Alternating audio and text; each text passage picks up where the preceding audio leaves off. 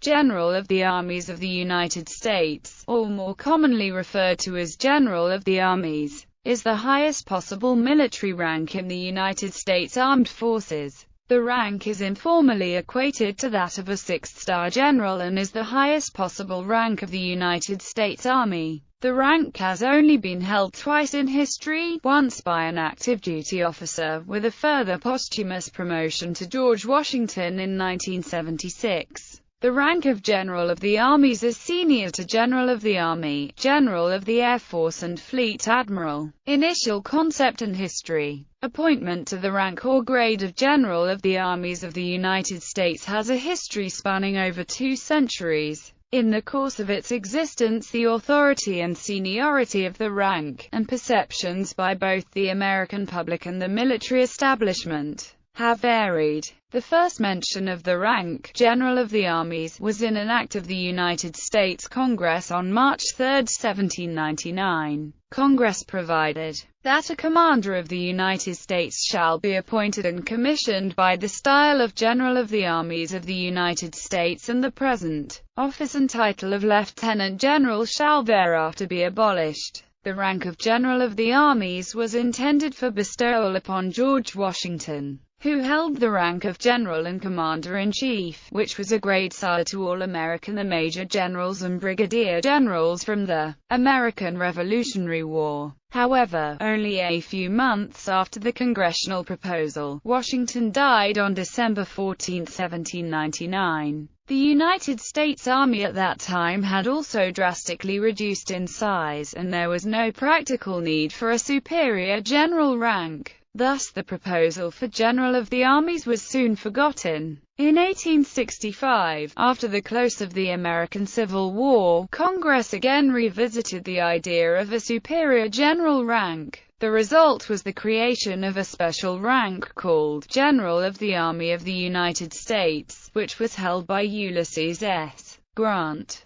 This early version of General of the Army was in fact a 4-star general officer rank, although, unlike in modern times, Congress intended for only one Army officer to hold the position, thus granting the rank the same authority as the initial concept of General of the Armies. William T. Sherman and Philip Sheridan would also hold the position. By Sheridan's tenure, the insignia had been changed to that of a Major General superimposed upon a golden national eagle. This change was made since the United States Army of the 1880s had no rank of Lieutenant General, thus creating an insignia gap between 2 and 4 stars. The rank of General of the Army of the United States ceased to exist upon the death of Sheridan in 1888. The next proposal to create a superior general rank would occur 31 years later during the First World War. In the interim, the highest possible general officer rank of the United States Army was that of 2-star Major General.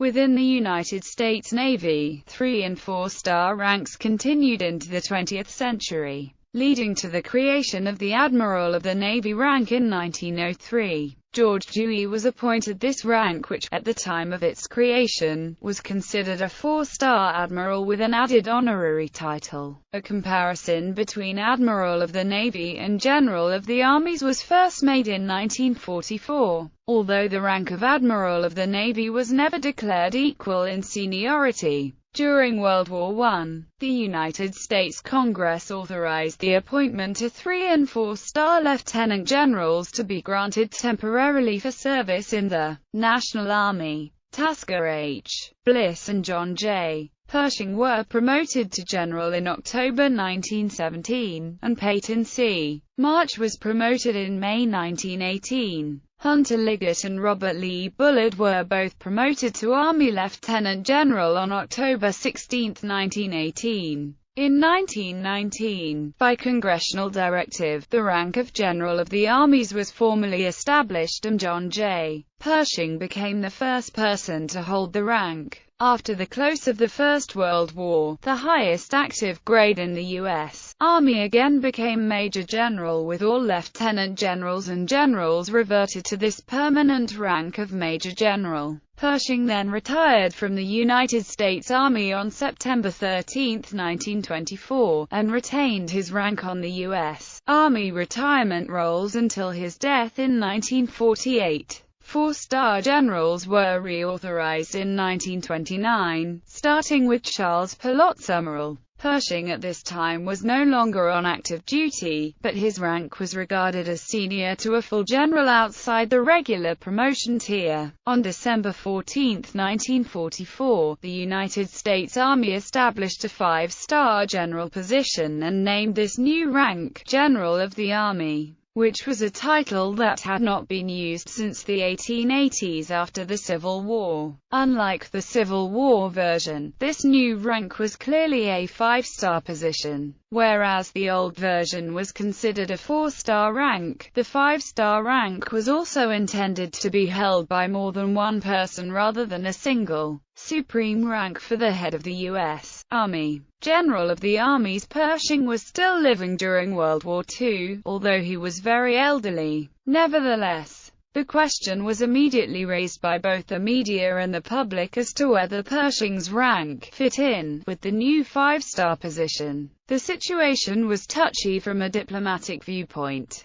since the five-star General of the Army rank had been created largely to give American officers equal rank with British Army Field Marshals. The United States government was very hesitant to declare that Pershing held a senior rank to General of the Army, since this would elevate him to six-star status, the same as a Grand Marshal or Generalissimo in Europe, and possibly offend not only the British but also the French. To solve the situation, it was decided that Pershing would outrank all five-star generals by order of seniority, meaning that even if he did not have a higher rank, he was considered senior by virtue of an earlier date of promotion into that rank. There was still rampant speculation, however, that Pershing was a six-star general, and the media put the matter directly to the War Department for a clear and concise answer. In response to a direct question as to whether Pershing held six-star rank, the then Secretary of War, Henry L. Stimson, stated, "It appears the intent of the Army was to make the General of the Army senior in grade to the General of the Army. I have advised Congress that the War Department concurs in such proposed action." Stimson's answer was very carefully worded, and nowhere did he ever actually state that Pershing held six-star rank. The situation with Pershing was seemingly solved, but the matter of a six-star general in the United States military would reappear in only a few months during the summer of 1945, at which time Douglas MacArthur was considered for promotion to General of the Armies. Efforts to promote MacArthur, although never successful, would continue for the next 20 years and lapse only with his death in 1964. The rank of General of the Armies would then be revisited with a posthumous promotion of George Washington in 1978. In 1981, upon the death of Omar Bradley, brief consideration was given for another posthumous promotion. However, no action was taken beyond designing a potential, modern-day, insignia for General of the Armies. The most recent reference to the rank of General of the Armies occurred in 2008 when the Army authorized the Army service uniform as the new standard uniform for United States soldiers. As a part of the first presentations of the uniform to Army leadership, the Institute of Heraldry created an insignia chart with officer ranks ranging from second lieutenant to General of the Armies of the United States. This 21st-century insignia chart, showing both a 5- and 6-star general officer, was considered unofficial by the Army and was later refined to show insignia only to 4-star general. John Pershing. John J. Pershing was the only person in history to hold the rank of General of the Armies while serving on active duty. In 1919, to honor his service in World War I, Congress authorized the promotion of Pershing to the rank of General of the Armies of the United States, and allowed him to design his own insignia. On September 3, 1919, President Woodrow Wilson, in accordance with Public Law 66-45, promoted Pershing to that same rank. The rank was primarily intended to recognize Pershing's performance as commander of the American Expeditionary Forces. The wording of Pershing's new rank was to distinguish that this held authority over all armed services, as opposed to the Civil War title, General of the Army, which was itself only an Army rank. General Pershing chose to wear the 4 stars of a general, but in gold, to signify his new position. A bureaucratic loophole in Army regulations did not recognize this insignia. Thus Pershing's gold stars did not appear on Army rank precedence charts and were considered as an unofficial rank insignia. The matter was not resolved until after Pershing's retirement, when the Army declared that the 4 gold stars worn by Pershing were the official insignia for General of the Armies of the United States, thus creating the following hierarchy of Army general officer ranks. Douglas MacArthur. Douglas MacArthur was considered for appointment to the rank of General of the Armies both during and after World War II, but a formal promotion order for his appointment to the office of General of the Armies of the United States was never issued. Supporters of MacArthur would lobby for over 2 decades to have the general promoted to 6-star general. World War II was part of the preparation for Operation Downfall. The United States War Department began drawing up invasion manpower requirements for a large force organized into several Navy fleets and Army groups. The Army also saw the need for a possible promotion of more officers to the rank of General of the Army, depending on the size of the invasion force, as well as the participation of American allies in the Pacific, all of which maintained their own equivalents to 5-star rank. It became obvious that the Supreme Commander for the attack of Japan would hold an enormous amount of power and would command an invasion force larger than any seen to date in the Second World War. It was also clear that whoever this commander was would have direct command authority of not one, but several 5-star officers. To that end, a proposal was discussed in the War Department to appoint Douglas MacArthur to the rank of General of the Armies, and have this position be considered a 6-star general rank. The proposal for MacArthur's promotion to a new rank was begun on July 23, 1945. The Army draft for the promotion specified 3 key points regarding the renewed proposal for General of the Armies. The position would clearly be a 6-star general rank. The rank would be senior to General of the Army. The rank would require a new insignia which incorporated a 6th star into the 5-star design of General of the Army. At the beginning of August 1945, a member of MacArthur's staff drew a single sketch of a 5-star general insignia superimposed in its center with a 6th star of rank. This sketch was the first known design for a 6-star general insignia, but was never seriously considered since. Just a few weeks later, the proposal for MacArthur's promotion was dropped.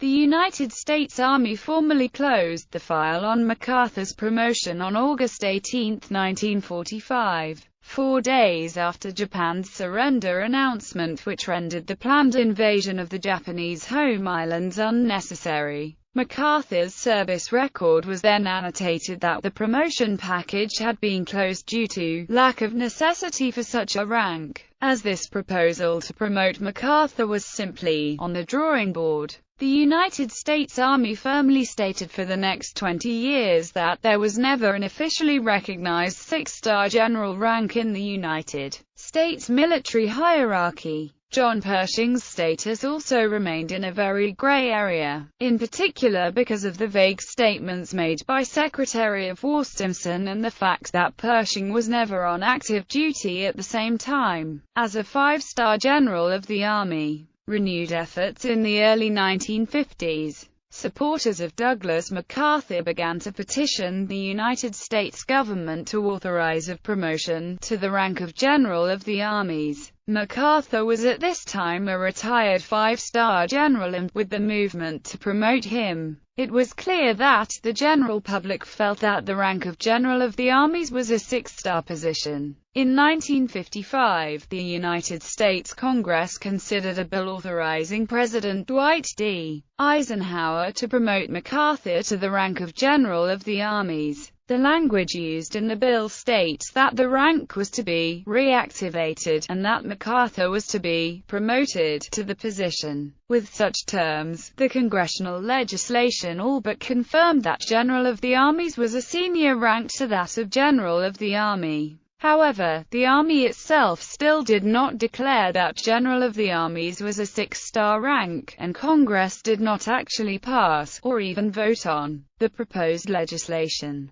Because of the various complications, MacArthur advised Dwight Eisenhower that he wished to decline promotion, and the bill to promote MacArthur was dropped. Supporters of MacArthur continued with further petitions, however, and the MacArthur Memorial in Norfolk, Virginia possesses numerous letters from 1962 through 1964 attempting to obtain MacArthur a 6-star promotion. In the letters, as well as a congressional record appendix from February 1962, this promotion was referred to as both 6-star General and General of the Armies. Failed posthumous promotion. When MacArthur died in 1964, proponents for his promotion petitioned both the Army and Congress to grant a posthumous promotion to General of the Armies, and even went so far as to obtain a vote of neutral support from Harry S. Truman. In 1965, the Deputy Chief of Staff for Army Personnel contacted the Institute of Heraldry and requested the feasibility of creating a 6-star general insignia in the event that MacArthur was in fact posthumously promoted. At the same time, the Army Personnel Office began attempting to resolve the confusion surrounding the status of General of the Armies. The Army Personnel Office determined that, because of the number of living 5-star generals still on the Army rolls in 1964, to introduce a rank of General of the Armies would require a formal regulation dealing with seniority, insignia, and retirement benefits. The Army Judge Advocate General also advised that, should MacArthur receive promotion to rank of General of the Armies, salary and benefits associated with the much more firmly established rank of 5-star General of the Army would have to be re-examined. The Joint Chiefs of Staff further stated that, because George C. Marshall was Sir MacArthur on the Army rolls, that should MacArthur be made a General of the Armies, a similar measure would have to be passed posthumously promoting Marshall as well. Due to various logistical and administrative difficulties, as well the United States having recovered from the John F. Kennedy assassination coupled with the expansion of the Vietnam War, efforts to promote MacArthur were ultimately dropped and no further petitions to the Army were received after 1966. George Washington. As a part of the American bicentennial celebrations, a proposal was raised in Congress to commemorate the leadership and historical importance of George Washington by appointing him to the grade of General of the Armies of the United States. In his own day, Washington had been appointed and served as General and Commander-in-Chief of the Army of the United States, but only wore the 3-star insignia of an Army Lieutenant General. As of 1782, when Washington was listed as a Lieutenant General on the rolls of the United States Army, his rank was informally called 3-star General. The United States at this point had no 4-star general rank and would not until 1866. At that time, the European rank of Captain General was shortened to simply General. There would also be no Lieutenant Generals in the American Army until Winfield Scott was breveted to the rank of Lieutenant General in 1841. Since Washington had technically retired as a Lieutenant General, he was as a result outranked by later 4- and 5-star generals and admirals of the Civil War, World War I, and World War II. To rectify this discrepancy, and to acknowledge Washington's unique role in military history as serving as a military commander-in-chief not answerable to either the Continental Congress or its president, Congress in 1976 felt it only fitting that Washington be granted a supreme rank to signify that he actively commanded with complete authority all branches of military forces within the United States. On March 13, 1978, Washington was posthumously promoted to the full grade of General of the Armies of the United States, with effective date from July 4, 1976. The promotion was authorized by a congressional joint resolution on January 19, 1976, which recommended Washington's promotion and further declared that no officer of the United States Armed Forces should ever outrank George Washington. The formal promotion order signed by Secretary of the Army Clifford Alexander, Jr., simply formalized the promotion. It did not mention six-star status, nor did it include, as the legislation did, the phrasing, such grade to have rank and precedence over all other grades of the Army, past or present. The legislation implicitly clarified the relationship of Washington's rank to Pershing's Public Law 94-479, which codified the rank of General of the Armies of the United States, did not create a separate rank from Pershing's but rather simply clarified that, while Washington and Pershing held the same rank, Washington was to be considered senior although having obtained the rank at a later date. Promotion legislation. Whereas Lieutenant General George Washington of Virginia commanded our armies throughout and to the successful termination of our Revolutionary War, whereas Lieutenant General George Washington presided over the convention that formulated our Constitution, whereas Lieutenant General George Washington twice served as President of the United States of America, and whereas it is considered fitting and proper that no officer of the United States Army should outrank Lieutenant General George Washington on the Army list, now, therefore, be it resolved by the Senate and House of Representatives of the United States of America in Congress assembled, that for purposes of subsection of this section only, the grade of General of the Armies of the United States is established. Such grade to have rank and precedence over all other grades of the Army, past or present. The President is authorized and requested to appoint George Washington posthumously to the grade of General of the Armies of the United States. Such appointment to take effect on July 4, 1976. Approved October 11, 1976.